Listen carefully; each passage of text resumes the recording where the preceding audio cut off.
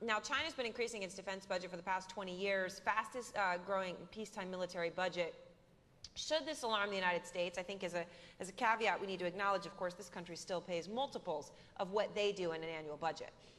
Right, but China has, you're right, China has the fastest growing peacetime defense budget in the world. They've been increasing their defense spending by 10% or more, Aaron, for more than 20 years. It has the world's second largest defense budget. Now, those are just numbers. Those are budget numbers. Things are cheaper to make in China. The Chinese military is cheaper than the United States military in terms of maintaining it, but they're developing an aircraft carrier program. They have the J-20 stealth fighter, which was unveiled just about a year ago, and then Secretary of Defense Bob Gates was in Beijing. They're spending a lot of time and effort on cyber warfare, counter space. They have the world's largest navy in Asia, the world's most prodigious submarine building program. I mean, they are really developing significant capabilities that we need to be paying attention to. While we're building down, China is building up. And particularly on the Navy side. I mean, as the Journal pointed out, it's something that I think is always worth pointing out, that it's really all about the sea even now.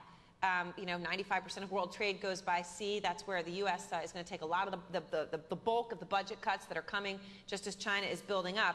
I mean, how does this end, Peter? I mean, I guess it's the way nations are, right? They want to build up their military, but how does this end? It's not quite clear. The problem is we can see China developing capabilities, but we don't know what China's strategic intent is, and we need to be cautious of that. Is China a fire-breathing dragon, or is a cute, cuddly panda? It takes, intentions can change overnight. China is claiming large parts of the Pacific Ocean. You need a large navy to be able to patrol the Pacific. They talk about the tyranny of distance. You need a capable Air Force. I mean, these are things we really need to think about as we look at our defense budget. Aaron, it may not surprise you that if I told you that if these cuts come into play, right, we may build down to 200, 240 naval ships, which would be the smallest navy we've had since 1916, World War I.